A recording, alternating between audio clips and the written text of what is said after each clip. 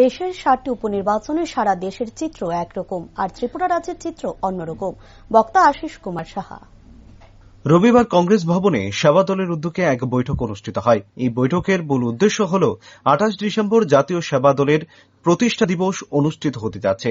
প্রতিষ্ঠা বার্ষিকী উদযাপন উপলক্ষে আয়োজিত আজকের এই সভায় উপস্থিত ছিলেন প্রদেশ কংগ্রেস সভাপতি আশিস কুমার সাহা, সেবা দলের উত্তর পূর্বাঞ্চল ইনচার্জ চন্দন বড়ুয়া। তাছাড়া উপস্থিত ছিলেন রাজ্য সেবা দলের সভাপতি নিত্যগোপাল রুদ্রপাল সহ অন্যান্যরা।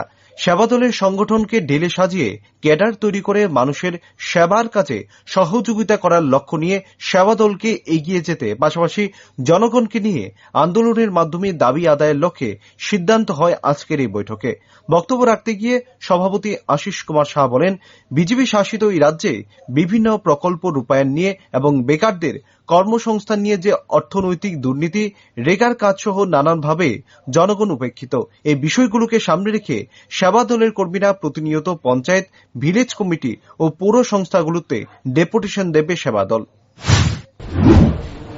মানুষের কথা বলার স্বাধীনতা, মানুষের কর্মসংস্থানের এবং এই রাজ্যে বিভিন্ন প্রকল্প রূপায়ণের ক্ষেত্রে যে অর্থনৈতিক দুর্নীতি, রেগা সহ নানা কাজে যেভাবে জনগণ উপেক্ষিত, এই বিষয়গুলি সামনে রেখে সেবা দল কর্মীরা প্রতিনিয়ত বিভিন্ন পঞ্চায়েতে, বিভিন্ন ভিলেজে তারা যাবে এবং জনগণকে সতর্ক করবে, জনগণকে নিয়ে আন্দোলনের মাধ্যমে তাদের অধিকার আদায় করবে। এটাই হল মূল লক্ষ্য।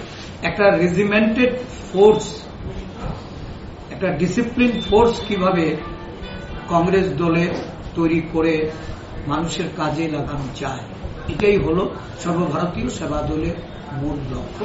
এই লক্ষ্যে আমাদের রাজ্য কাজ করবে।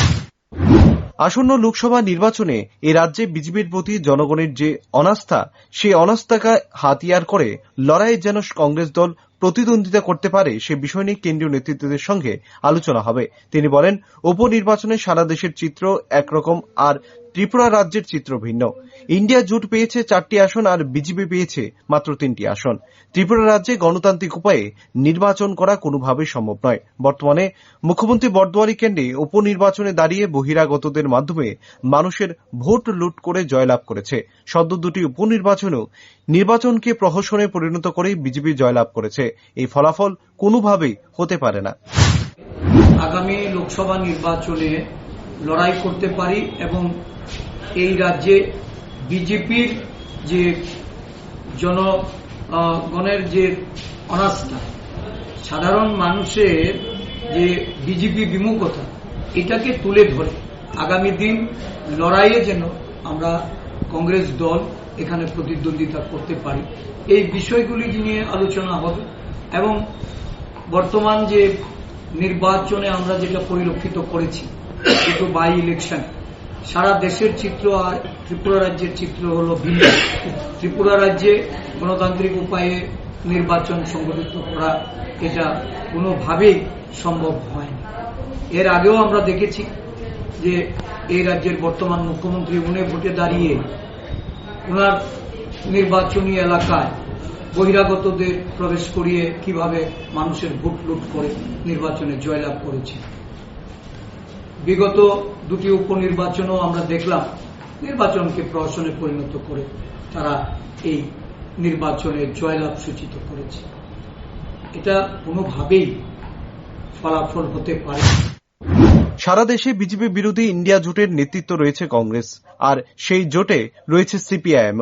তাহলে কি আসন্ন লোকসভা নির্বাচনে ত্রিপুরায় কংগ্রেস সিপিএম বন্ধুত্ব ছিন্ন হবে? কংগ্রেস লোকসভা নির্বাচনে এককভাবে লড়াই করার জন্য প্রস্তুতি নিচ্ছে বলে জানা গেছে। Bureau report, rising Tripura.